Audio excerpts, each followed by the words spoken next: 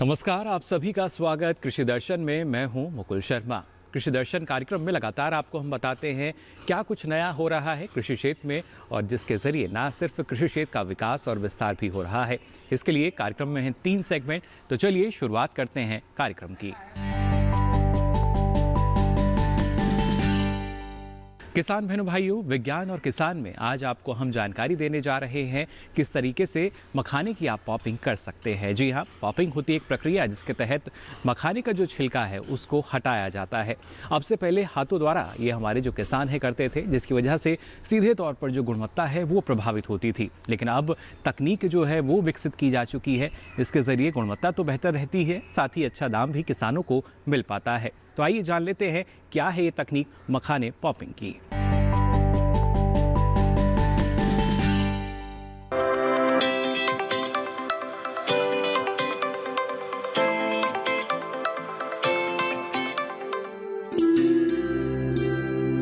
मखाना एक तरह का जलीय पौधा है। इसकी खेती मुख्य रूप से बिहार, असम, पश्चिम बंगाल, त्रिपुरा और ओडिशा में होती है। अकेले बिहार में करीब 15,000 हेक्टेयर जल निकाय में इसे उगाया जाता है और लगभग 5 लाख परिवार सीधे इसकी खेती, कटाई, पॉपिंग, बिक्री और उत्पादन से जुड़े हैं। बिहार से हर साल करीब 7,500 से 10,000 टन मखाना बेचा जाता है। इसकी पॉपिंग मेहनत से भरा, अधिक समय लेने वाला और बोझिल काम है। सबसे पहले बीज को पारंपरिक मिट्टी के बर्तन में या कच्चे लोहे की कढ़ाई में 250 डिग्री सेल्सियस से 320 डिग्री सेल्सियस तक के तापमान पर भूनना होता है। 2 से 3 दिनों के बाद इसे फिर से भूनकर लकड़ी के हथौड़े या मूंगरी से पीटकर छिलके को अलग करते हैं। इस काम के लिए कुशल मजदूरों की जरूरत होती है, क्योंकि छिलका हटाने में कुछ सेकंड की देरी मखाने की गुणवत्ता पर असर डाल सकती है।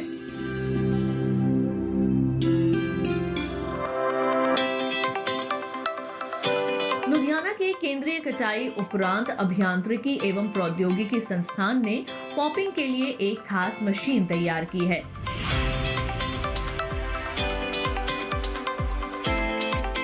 ये मशीन मखाना भूनती भी है, उसकी थ्रेशिंग भी करती है, सुखाती भी है और ग्रेडिंग भी कर देती है। इससे गरीब मजदूरों को कड़ी मेहनत से तो बचाया ही है, काम को बेहतर और निर्यात बाजारों के लिए अच्छी क्वालिटी का मखाना तैयार करने में भी मदद की है। इस मशीन में एक बंद बैरल है जिसमें मखाना भुना जाता है। भुने हुए बीज का कड़ा छिलका सेकंडों में ही स्वचालित तरीके से टूट जाता है।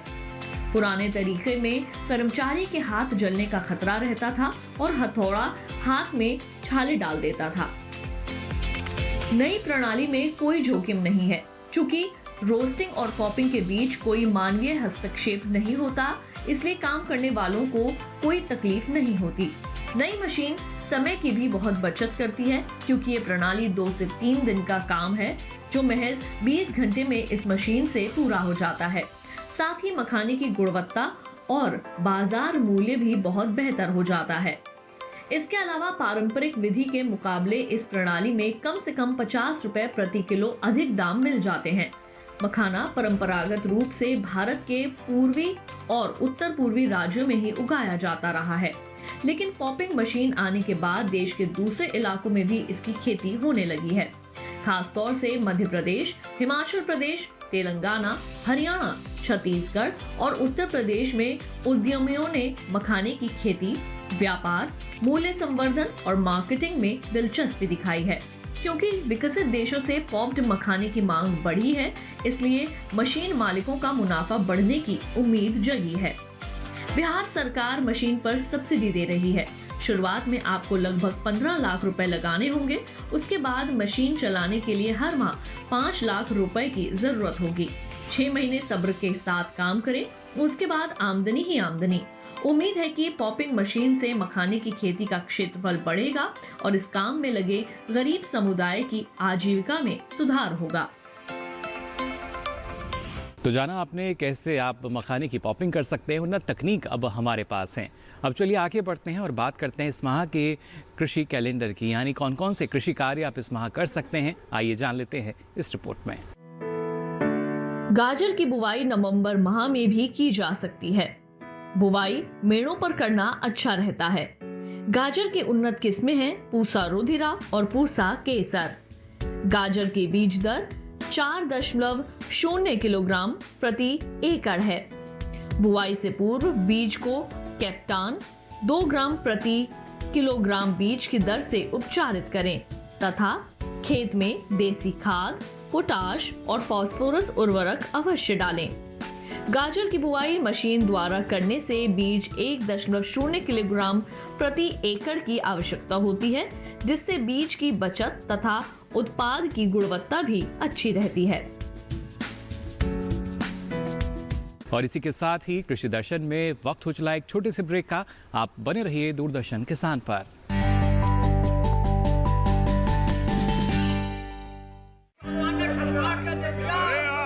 सारी फसल अच्छी होगी भाई।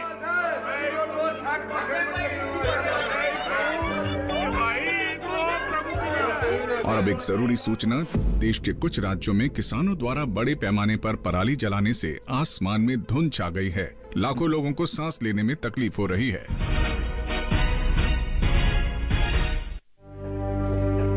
हर साल हम अपने ही घर फूकते हैं और तमाशे बनते हैं। ना, मैं ना मानता। ये काम तो बरसों से होता आ रहा है, अब ऐसा क्या नया आ गया? ये देख लो हमारे रतन काका, पिछले साल की पराली जलाने से जो इनकी खांसी उठी थी, ये अब तक चल रही है। और तो और हमारे सोना उगलने वाली धरती भी बंजर पड़ रही है। बेटा, तुम्हारी बात मान भी ले, पर एक बात बताओ कि पराली को ठिकाने लगाने में भी तो लागत आती है, और ये आग जलाने से ये काम आसानी से हो जाता है। काका ये बात ना रही, हम कह रहे हैं। देखो मेरे पास कुछ मशीनों की तस्वीरें भी हैं, मैं तुम्हें दिखाता हूं। ये देखो, ये है हैप्पी सीडर, ये है मल्चर, ये है जीरो टिल ड्रिल, ये है स्ट्रॉ चॉपर, ये है रिवर्सिबल मोल्ड बोर्ड प्लॉ और ये है रोटावेटर। ये सारी मशीनें अब 50% अनुदान पे मिल रही है, और तो और कस्टम हायरिंग केंद्र लगाने पर सरकार से 80% का अनुदान भी मिलेगा। और ये संकल्प हमारे प्रधानमंत्री जी का है कि अब पराली कोई न जलाए और आधुनिक मशीनों का इस्तेमाल कर पराली खेत में मिलाएं और मिट्टी की गुणवत्ता को बढ़ाए।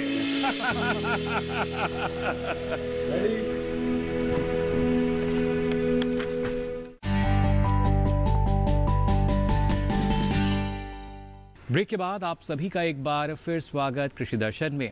अब चलिए बात करते हैं कृषि स्टार्टअप में एक पद्मश्री पुरस्कार से सम्मानित कामयाब किसान की।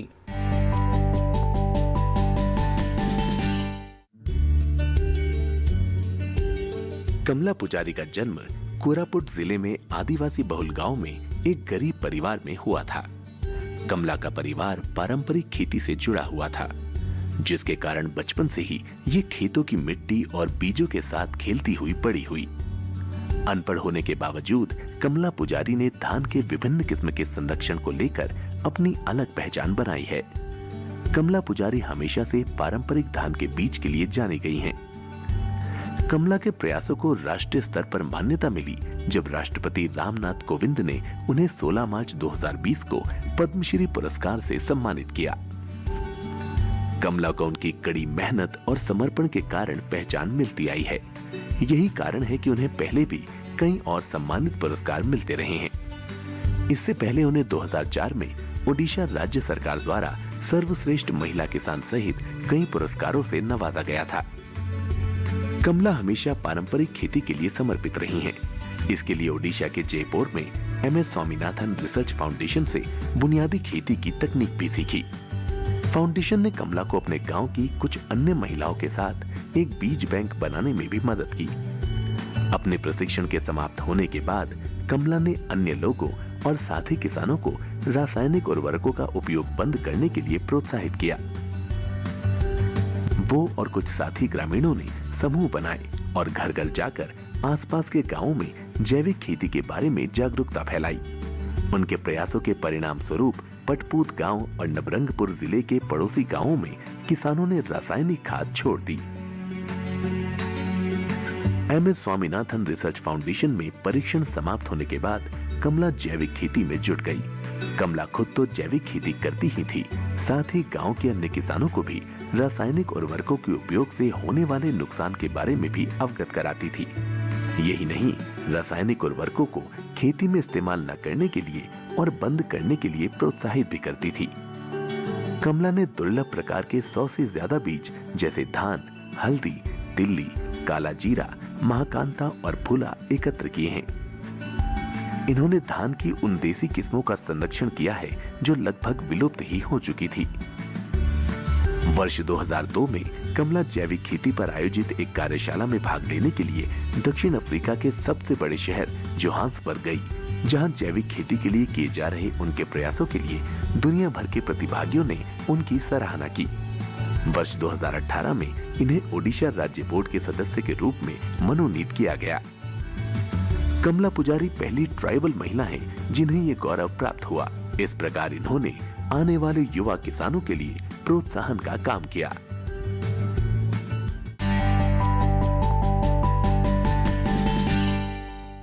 तो देखिए, आपने कामयाबी की ये दास्तां, हम उम्मीद करते हैं ऐसी ही दास्तां आपकी भी हो और आप भी लगातार नई नई ऊंचाइयों को छूते जाएं। फिलहाल कृषि दर्शन में यहाँ वक्त हो चला एक और छोटे से ब्रेक का। जल्द हाजिर होंगे, आप बने रहिए दूरदर्शन किसान पर।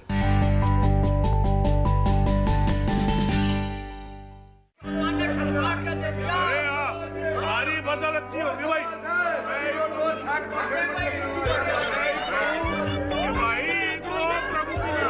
और अब एक जरूरी सूचना, देश के कुछ राज्यों में किसानों द्वारा बड़े पैमाने पर पराली जलाने से आसमान में धुंध छा गई है। लाखों लोगों को सांस लेने में तकलीफ हो रही है।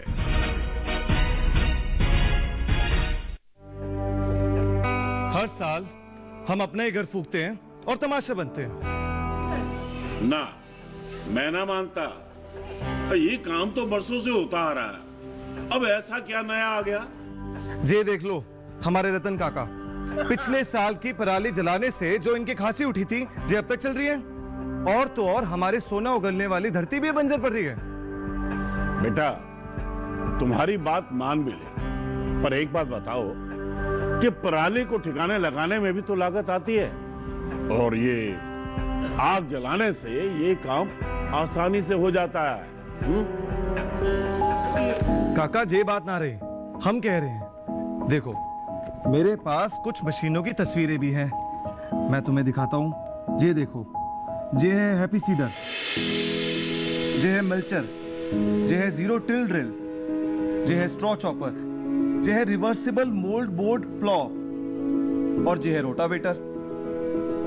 ये सारी मशीनें अब 50% अनुदान पे मिल रही है, और तो और कस्टम हायरिंग केंद्र लगाने पर सरकार से 80% का अनुदान भी मिलेगा।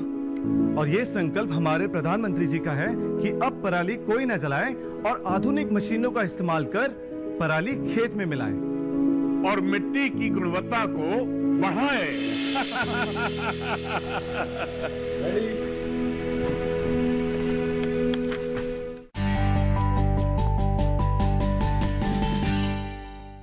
ब्रेक के बाद आप सभी का एक बार फिर स्वागत कृषि दर्शन में। अब चलिए बात करते हैं फार्मिंग इंडिया की। किसान भाइयों, हाल ही में नए कृषि कानून आए और इनको लेकर विरोधाभास की जो स्थिति है वो देखने को मिली। हालांकि सरकार अपने स्तर पर हर जगह कोशिश कर रही है किसानों को पूरी जानकारी दी जाए। इसी कड़ी में आपको बता दें, नई दिल्ली स्थित विज्ञान भवन में केंद्रीय कृषि एवं किसान कल्याण मंत्री श्री नरेंद्र सिंह तोमर ने पंजाब से आए किसान संगठनों के साथ बातचीत की और उनको जानकारी दी कि जो कृषि कानून है कैसे उनको और ज़्यादा फायदा पहुंचा सकते हैं और क्यों एक किसान को अपने अधिकारों को जानना होगा। आपको बता दें, इस दौरान रेल मंत्री श्री पीयूष गोयल भी मौजूद रहे। माननीय कृषि मंत्री श्री नरेंद्र सिंह तोमर, माननीय रेलवे मंत्री श्री पीयूष गोयल और वाणिज्य और उद्योग राज्य मंत्री श्री सोम प्रकाश ने 13 नवंबर 2020 को नई दिल्ली के विज्ञान भवन में पंजाब के किसान संगठनों के प्रतिनिधियों के साथ बातचीत की। शुरुआत में माननीय कृषि मंत्री ने पंजाब के किसान संगठनों के प्रतिनिधियों का हृदय से स्वागत किया। किसानों को सशक्त बनाने के लिए कृषि क्षेत्र में किए गए सुधारों की जानकारी दी। पंजाब के किसानों की आज बैठक भारत सरकार ने आमंत्रित की थी।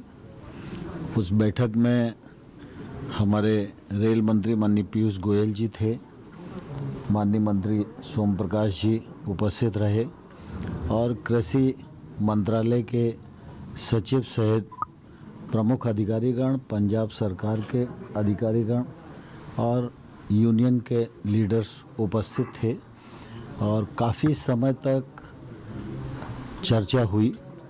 चर्चा सार्थक ही हुई, अच्छे माहौल में हुई।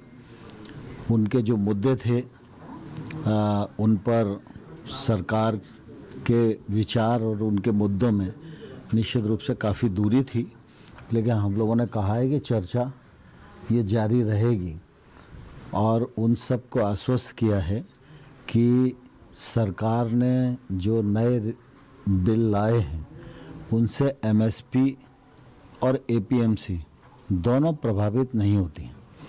एपीएमसी भी पंजाब में रहेगा और एमएसपी भी जारी रहेगी और इस बार खरीफ की फसलों की जो खरीद हुई है वो पहले से कई गुना अधिक हुई है और पंजाब में तो बहुत अधिक हुई है। इसलिए किसी के मन में कोई शंका और अविश्वास नहीं होना चाहिए और भारत सरकार ने रबी की एमएसपी भी बुआई से पहले ही घोषित कर दी है और लगातार मोदी जी के नेतृत्व में कृषि की समृद्धता के लिए और किसान की आमदनी दोगुनी करने के लिए भारत सरकार पूरी तरह प्रतिबद्ध है। इस बात पर जोर दिया गया कि ग्रामीण अर्थव्यवस्था को बढ़ावा देने के लिए भारत सरकार की सर्वोच्च प्राथमिकता हमेशा कृषि ही रही है। आत्मनिर्भर भारत पर विशेष ध्यान के साथ सरकार किसानों का कल्याण करने के लिए कई उपाय कर रही है। नए कृषि अधिनियम न केवल किसानों को लाभकारी मूल्य पर अपनी उपज बेचने की स्वतंत्रता प्रदान करेंगे, बल्कि किसानों के हितों की भी रक्षा करेंगे।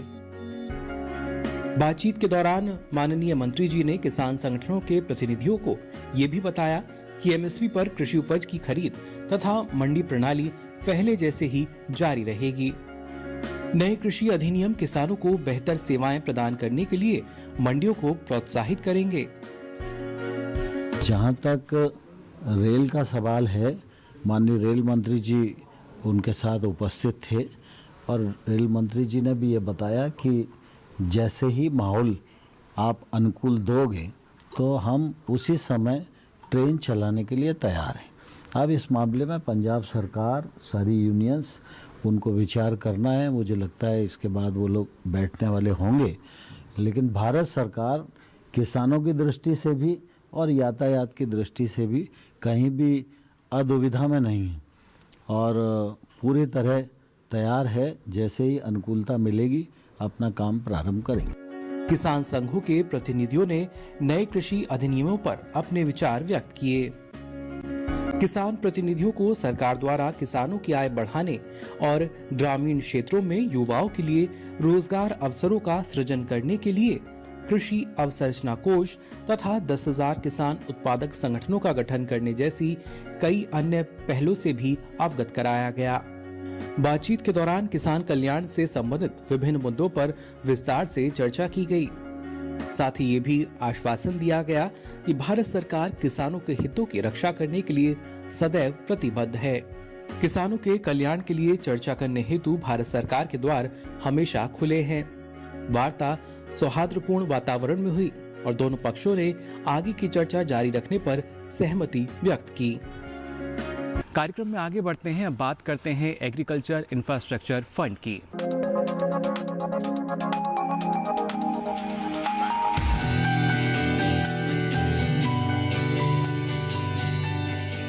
कृषि क्षेत्र के लिए अवसंरचना यानी बुनियादी ढांचा बहुत ही महत्वपूर्ण है। आंकड़े बताते हैं 15 से 20% उपज खरीदार तक पहुंचने से पहले ही बर्बाद हो जाती है।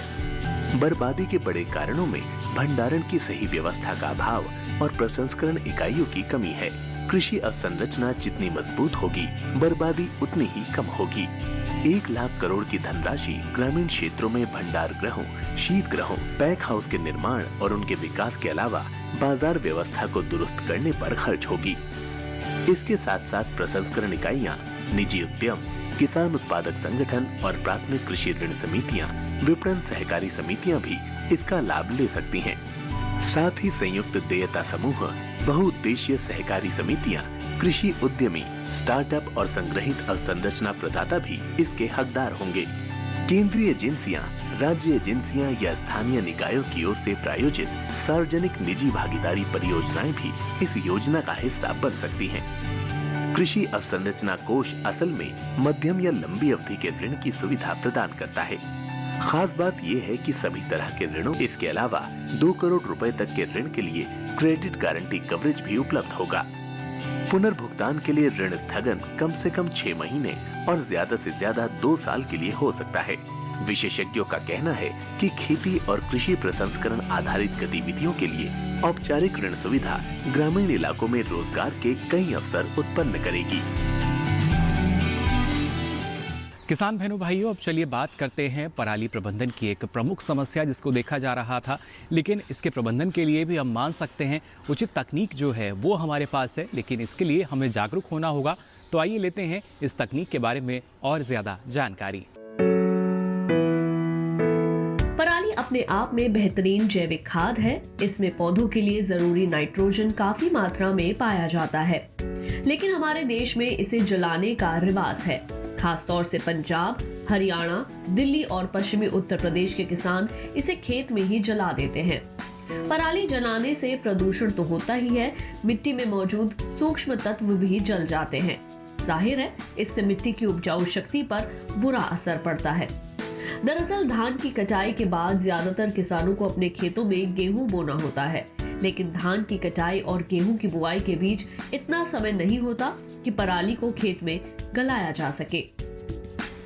ये कैप्सूल खेत में खड़ी पराली को चंद दिनों में ही गलाकर कंपोस्ट खाद बना देती है। कंपोस्ट कैप्सूल की कीमत सिर्फ 20 रुपए है। किसान इसे भारतीय कृषि अनुसंधान संस्थान आकर खुद खरीद सकते हैं या फिर कुरियर के माध्यम से घर बैठे मंगा सकते हैं। इसके इस्तेमाल का तरीका थोड़ा अलग है। इसे खेत में सीधे नहीं डालना है, बल्कि पानी, गुड़ और अन्य सामग्री के साथ पहले घोल बनाया जाता है और फिर उसे पराली पर छिड़का जाता है। किसानों को ये सोचना है कि पराली जब जलने का समय होता है या फसल कटाई का समय, उससे पहले ही वो कैप्सूल का प्रबंध करके रखें, क्योंकि कैप्सूल लेने के बाद उनको कुछ 8 से 12 दिन लगेगा, जिसमें वो कैप्सूल को उनको तरल में या लिक्विड में कन्वर्ट करना पड़ेगा। लिक्विड में कन्वर्ट करने का तरीका बहुत आसान है। उसके लिए उनको करना ये है कि 5 लीटर पानी लेना है और उसमें 150 ग्राम गुड़ घोलना है। गुड़ घोलने के बाद उसको, उस घोल को उबालना है, अच्छी तरह से उबालना है। उबालने के समय उस पानी में कुछ गंदगी आ सकती है गुड़ की वजह से, तो उस गंदगी को छान के बाहर कर देना है। उसके बाद उस घोल को ठंडा करना है। ठंडा करने के बाद वो जब पूरा ठंडा हो जाए और तब उसमें 50 ग्राम बेसन डालना है। बेसन डालने के साथ साथ उसमें 4 कैप्सूल को खोल के उसमें डाल देना है। इसके बाद उसको अच्छी तरह मिक्स कर लें और उसको जो घोल है उसको एक चौड़े मुंह वाले बर्तन में, ट्रे में या तसला वगैरह में उसको डाल के एक हल्के कपड़े से ढक के घर के अंदर रख दें, जहाँ थोड़ा गर्मी रहे और लोग उसको कोई भी डिस्टर्ब ना करे। इसके बाद कोई भी देखेगा कि उसमें 2 से 3 दिन के बाद उसमें एक ग्रोथ आनी शुरू होगी, मलाई जैसी ग्रोथ आनी शुरू होगी और वो धीरे धीरे बढ़ती जाएगी। तो जब उनकी ग्रोथ आ जाए 3 से 4 दिन के बाद उसको फिर वो मल्टीप्लाई भी कर सकते हैं। आपके पास जो घोल है बनावट 5 लीटर, उसी में से एक आधा लीटर उसमें डाल दें, मगर उसको भी अलग अलग 4 बर्तन में रखना चाहिए, ताकि चौड़े मुंह वाले बर्तन में रखने का उद्देश्य ये है कि जितना उसको ज़्यादा जगह मिलेगी उसमें उतनी ही अच्छी बढ़वार आएगी। तो जब अच्छी बढ़वार आ जाए, उसमें ग्रोथ आ जाए, तो फिर उसको एक हाथ में ग्लाउज या पॉलीथीन चढ़ा के उसको अच्छी तरह पानी में मिक्स कर लेंगे और उसको हम एक कंटेनर में या बड़े बर्तन में भर के रख लेंगे और इस तरह आपका घोल तैयार हो गया 25 लीटर, जो 1 हेक्टेयर के लिए काफ़ी है। कंपोस्ट कैप्सूल सिर्फ धान की पराली पर ही असरदार नहीं है, बल्कि ईख की पत्ती और इसी तरह के दूसरे फसल अवशेष को भी जैविक खाद बना देता है। यही वजह है कि पराली प्रबंधन के मामले में वैज्ञानिक इसे नील का पत्थर मानकर चल रहे हैं। उन्हें उम्मीद है आने वाले समय में कैप्सूल की मांग साल भर बनी रहेगी, जिसे पूरा करना मुश्किल होगा। ऐसे में निजी कंपनियों को भी कैप्सूल तकनीक मुहैया कराने की बात कही जा रही है, ताकि वे अपने स्तर पर इसे तैयार कर सकें। पराली प्रबंधन के लिए वैज्ञानिकों ने इससे पहले हैप्पी सीडर मशीन तैयार की, जिसके जरिए धान की कटाई के फौरन बाद खेत को जोते बिना ही गेहूं बोया जा सकता है। इसके बेहतर परिणाम सामने आए हैं और कई गांव अब पराली जलाने की समस्या से मुक्त हो गए हैं। कंपोस्ट कैप्सूल इस सिलसिले की अगली कड़ी है। कार्यक्रम में आगे बढ़ते हैं और बात करते हैं, आपके जहन में लगातार जो सवाल आते हैं उनके जवाब हमारे विशेषज्ञ देते हैं। तो आइए देखते हैं आज किन सवालों के जवाब दे रहे हैं विशेषज्ञ। कपास में किसान भाइयों सफ़ेद मक्खी अक्सर आती है। कई बार तो ऐसा होता है ये काफ़ी नुकसान कर देती है। इसके बच्चे यानी शिशु और एडल्ट जो वयस्क होते हैं, दोनों पत्तों से रस चूसते हैं और जो टिंडे होते हैं या जो बॉल्स होती हैं उनसे भी ये रस चूसते हैं और कई बार काफ़ी भयंकर नुकसान हो जाता है। पूरी फसल सूख सकती है, काफ़ी नुकसान हो सकता है। इस कीट की आप लगातार निगरानी करते रहें। अगर इसकी समस्या आपके खेत में आ रही है तो 0.02% डाइमेथोएट 0.02% डाइमेथोएट नाम की दवाई का घोल बनाकर आप छिड़काव करें तो सफ़ेद मक्खी का नियंत्रण हो जाएगा। आशा करते हैं कि जो बताई गई जानकारी है उसका आप लाभ उठाएंगे और अपनी फसल में आने वाली समस्याओं का आप निदान कर सकेंगे, जिससे कि आपको अच्छी आमदनी मिले, अच्छी पैदावार मिले। और आइए अब नज़र डाल लेते हैं मोबाइल ऐप पे भी। जी हाँ, लगातार आपको हम बताते हैं कृषि संबंधी जानकारी देने के लिए अलग अलग माध्यम है हमारे पास, उसी में है मोबाइल ऐप। आज भी एक ऐसी ही ऐप के बारे में आपको हम जानकारी देने जा रहे हैं। कौन सी ऐप है, आइए जानते हैं। जैविक खेती मोबाइल ऐप विश्व स्तर पर जैविक खेती को बढ़ावा देने के लिए कृषि मंत्रालय और कृषि विभाग की एक अनूठी पहल है। यह ऐप किसानों को अपनी जैविक खेती को बढ़ावा देने और उपज की बिक्री के जरिए किसानों की आय में वृद्धि करने में मदद करता है। ऐप में रसायन मुक्त खेती यानी जैविक खेती को बढ़ावा देने के लिए केस स्टडी, वीडियो और सर्वश्रेष्ठ खेती के तरीकों के साथ साथ सफलता की कहानियाँ भी शामिल हैं। ऐप के ई बाजार सेक्शन में अनाज, दाल, फल और सब्जियों से लेकर जैविक उत्पादों का संपूर्ण भाव जान सकते हैं। और चलिए अब रुक कर लेते हैं देश की अलग अलग मंडियों का कृषि जिन्सों का भाव क्या दर्ज किया गया, आइए जानते हैं।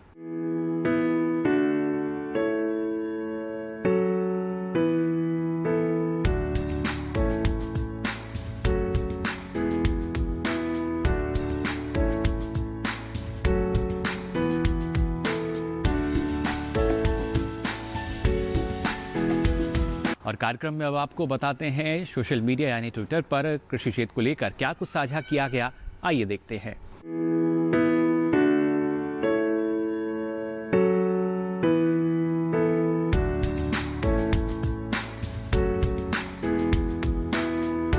तो देखिए आपने ये जानकारी, हम उम्मीद करते हैं कृषि दर्शन कार्यक्रम में जो जानकारी आज हमने आपको दी है इससे आप लाभान्वित हुए होंगे। लगातार नई जानकारी आपके पास तक हम पहुंचाते रहेंगे, लेकिन फिलहाल के लिए कृषि दर्शन में बस इतना ही। दीजिए इजाज़त, नमस्कार।